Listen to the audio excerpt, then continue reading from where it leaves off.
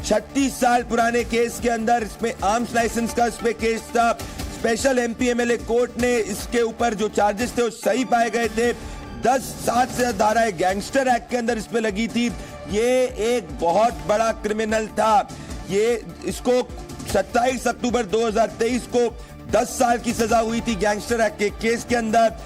28 अक्टूबर के अंदर गाजीपुर कोर्ट के अंदर उसको 10 साल की सजा हुई थी और इस पे 60 से ज्यादा मुकदमे चल रहे हैं। जो दर्शक इस वक्त जी न्यूज को जुड़ रहे हैं, उत्तर प्रदेश का सबसे बड़ा गैंगस्टर जो है उसकी मृत्यु हो चुकी है। मुख्तार अंसारी की जो तस्वीर आप देख रहे हैं इस वक्त, ये उसकी सबसे लेटेस्ट तस्वीर है। उस गैंगस्टर की मृत्यु हो चुकी है। ये गैंगस्टर की तस्वीर इस वक्त आप जो देख रहे हैं। पुलिस जो है मुख्तार अंसारी को अब आगे दफनाने की प्रक्रिया जो चलेगी। डॉक्टर्स ने उसको मृत घोषित कर दिया है। एम्बुलेंस से जब उसको निकाला जा रहा है तब उसके शरीर के अंदर कोई मूवमेंट नहीं था। तो इस वक्त की बड़ी खबर वापस आप देख रहे हैं कि मुख्तार अंसारी की मौत हो चुकी है। कई जिलों में उत्तर प्रदेश के अलर्ट जारी हो चुका है। मऊ गाजीपुर प्रयागराज में भी अलर्ट जारी हुआ है। तो पुलिस जो है वो कंप्लीटली अब इस वक्त इंश्योर ये कर रही है कि मुख्तार अंसारी की मृत्यु के बाद में उत्तर प्रदेश की जो कानून व्यवस्था लॉ एंड ऑर्डर के उत्तर प्रदेश जाना जाता है, उसमें कोई भी गैंगस्टर का गुर्गा या गैंगस्टर का समर्थक जो है वो लॉ अपने हाथ में ना ले। तो इसलिए उत्तर प्रदेश पुलिस ने mafia don criminal Mukhtar Ansari के बाद महू के अंदर सेक्शन 144 लागू हो गया है। तो विशाल, कैसे महू में ही सेक्शन 144 लागू हुआ है कि आसपास बांदा, गाजीपुर और प्रयागराज के अंदर भी सेक्शन 144 लागू हो सकता है? देखिए, आपको बता दें कि मऊ और गाजीपुर, इसके साथ चंदौली और इसके साथ आजमगढ़, बलिया, तमाम जगहों पर जहां पर मुख्तार अंसारी का वर्चस्व रहा है वहां पर सेक्शन 144 लागू कर दिया गया, धारा 144 लागू कर दी गई है। और चूंकि चुनाव आयोग के साफ तौर पर निर्देश है, लेकिन उसके बावजूद चूंकि मुख्तार अंसारी से जुड़ी खबर है, तो ऐसे में यह कहा जा सकता है कि अब जो तमाम जगहों पर जो है सतर्कता बरतने के निर्देश जो है डीजीपी मुख्यालय की तरफ से जारी कर दिए गए हैं।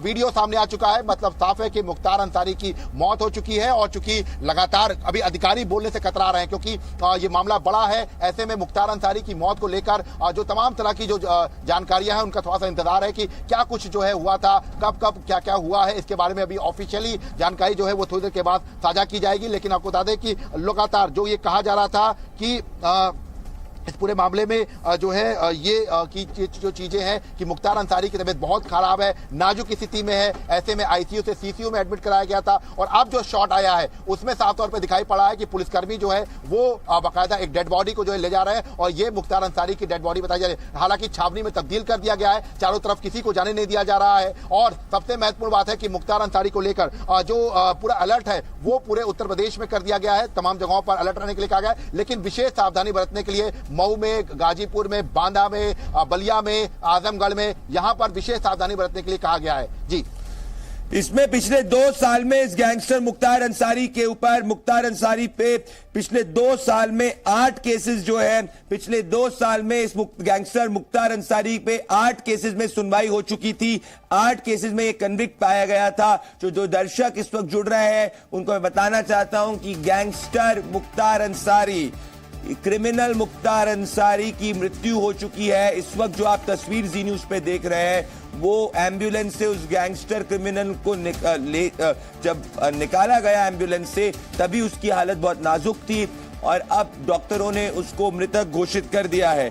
इस वक्त विशाल आपके पास मैं आना चाहता हूं। विशाल, पिछले दो सालों में 8 से ज्यादा केसेस में ऑलरेडी वो कन्विक्ट हो चुका है। 60 मुकदमे उस पे ऑलरेडी, 60 केसेस उस पे चल रहे हैं, हत्या के आरोप उसके ऊपर है। तो ये बहुत बड़ा क्रिमिनल है जिसकी आज मृत्यु हुई है। विशाल,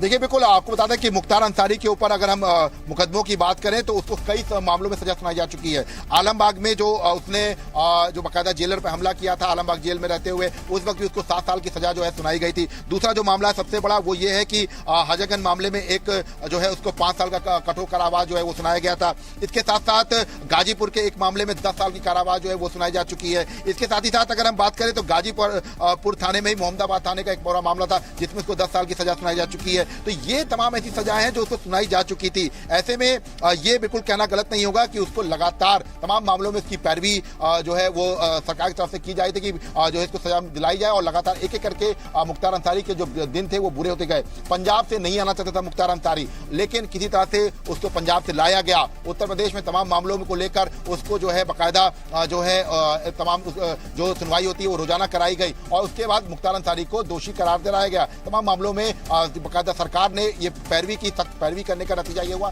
कि मुख्तार अंसारी के खिलाफ कार्रवाई हुई। और लेकिन आपको देखिए एक बड़ा को इंसिडेंस है, देखिए आपका एक बहुत गौर करने वाला कि पिछले साल अगर हम बात करें तो अतीक अहमद का भी जो मामला था वो कुछ इसी तरह था। मार्च महीने से शुरू हुआ था। अतीक को भी जेल में जो है सजा सुनाई गई थी। उसके बाद अतीक को साबरमती वापस लाया गया था। उसके वापस साबरमती से वापस आया था तो इन मामलों को लेकर जब वो कोर्ट से वापस लौटा था, उसके बाद जब उस पूरे मामले को लेकर जब वो इस वक्त मैं कर रहा हूं आपको कि वो गैंगस्टर मुख्तार के घर के बाहर जो है वो गैंगस्टर मुख्तार के घर के बाहर लोग इकट्ठा करना होना शुरू हो चुके हैं गाजीपुर के अंदर।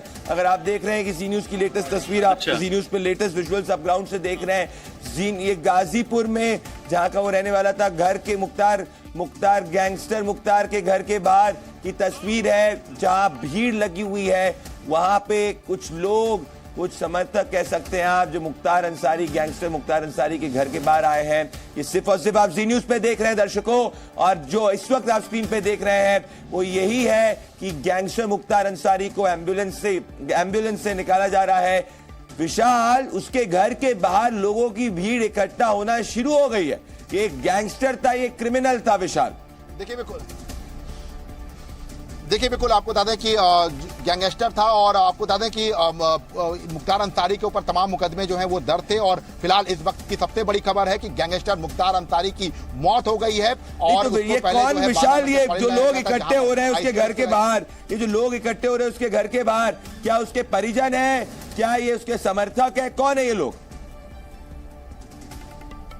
देखिए आपको बता दें कि ये जो तमाम उसके जो समर्थक हैं वो है, क्योंकि परिजन जितने भी थे वो सभी जो है बांदा की तरफ रवाना हो गए थे। बांदा के आसपास के भी जो इलाके हैं जहां पर उसके परिजन रहते हैं उनको भी इत्तला करा दी गई थी। मतलब साफ था कि एक मैसेज दे दिया गया था। ऐसे में कुछ देर के बाद अफजाल अंसारी और जो वकील है मुख्तार अंसारी के, इसके साथ मुख्तार अंसारी का जो बेटा है उमर, वो जो है बांदा पहुंच जाएगा। लेकिन ये जो तमाम लोग हैं ये उसके समर्थक हैं। इसके साथ साथ ये कहा जा सकता है कि मुख्तार अंसारी जो पूर्वांचल में एक बड़ा माफिया डॉन था, वो ऐसा डॉन था, लगातार उसने कई अपने सामने जो ऐसे लोग थे जिनको खड़ा नहीं होने दिया। चाहे कृष्णानंद राय हो, कृष्णानंद राय ने उसकी जो बादशाह थी उसको चैलेंज किया था, वो जो है उनको खड़ा नहीं दिया। इसके साथ अशोक सिंह के जो भाई थे उनकी हत्या मऊ में की गई थी। तो ये राजनीतिक वर्चस्व को लेकर लगातार, चाहे टेंडर्स को लेकर, ठेके को लेकर, मुख्तार अंसारी इस तरह की हत्याएं करवाता रहा है। पूर्व में भी अगर आप देखिए तो मैंने चूंकि उसको बहुत करीब से कवर किया है, तो मुख्तार अंसारी का जो पूरा एक जो नेटवर्क था वो बहुत बड़ा नेटवर्क था।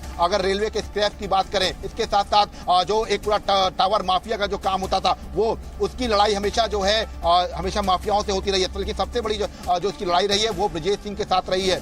तो ऐसे में एक बड़ी अदावत जो है ब्रजेश सिंह के साथ उसकी रहती है। लेकिन मुन्ना बजरंगी उसके साथ काम करता है, उसका एक शूटर होता है। उसका एक ऑडियो भी कृष्णानंद हत्याकांड के बाद जो है एक सामने आता है। हालांकि कोर्ट में वो ऑडियो नहीं चल पाता है, वो सीडी नहीं चल पाती है, जिसमें वो कहता है कि हमने अब जो है मुन्ना बजरंगी से वो बात कर रहा होता है और ये कहता है कि चोटी काट ली गई। तो ये तमाम ऐसी चीज है, तो ये तमाम जो चीजें इस वक्त आप देखेंगे विशाल, मैं रोक रहा हूं, दर्शकों को दिखाना चाहता हूं किस तरीके से पुलिस व्यवस्था पूरी तरीके से चार चौकन्ना है। यहाँ पे पैरामिलिट्री, यहाँ पे काफी भारी संख्या में उसके घर के आसपास पुलिस जो है वो डिप्लॉय हो चुकी है। तो इस वक्त की सबसे बड़ी खबर जो आप सिर्फ और सिर्फ जी न्यूज पे देख रहे हैं कि उत्तर प्रदेश के कई जिलों में ये बांदा की तस्वीर है। तो बांदा के अंदर सिक्योरिटी अलर्ट काफी ज्यादा कर दिया है और ये हॉस्पिटल के बाहर भी पुलिस फोर्स काफी भारी संख्या में कर दी, उसके घर के बाहर भी पुलिस फोर्सेज जो है। और यहाँ पे आप देखेंगे पुलिस जो है वो कंप्लीट मार्च कर रही है, एक मैसेज देने की कोशिश कर रही है कि कोई भी कानून व्यवस्था को अपने हाथ में ना ले। विशाल,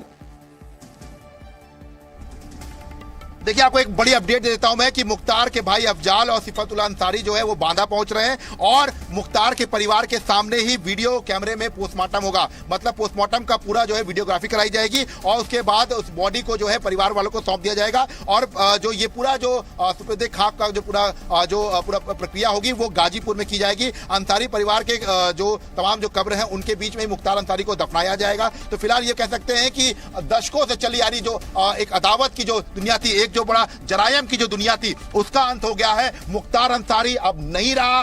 एक बड़ा माफिया जो उत्तर प्रदेश में कई सालों तक राज करता रहा, कई सरकारों में इसका दबदबा रहा, वो अब नहीं रहा। उसकी मौत हो गई है। मौत का कारण फिलहाल अभी तक जो जानकारी सामने आई है हार्ट अटैक है। जेल के अंदर उसको हार्ट अटैक हुआ है। ऐसे में ये जानकारी सामने आई है। फिलहाल पुष्टि हो चुकी है और मुख्तार अंसारी अब इस दुनिया में नहीं रहा। सालों से जिसकी अदावत चलती रही हो तमाम माफियाओं से, सालों से जिसका साम्राज्य चलता रहा हो पूर्वांचल में, वो अब इस दुनिया में नहीं रहा। जिसने कई हत्याएं कराई, कई ऐसे कांड कराए जिसको लेकर लगातार जो है कई सालों तक चर्चा होती रही, लेकिन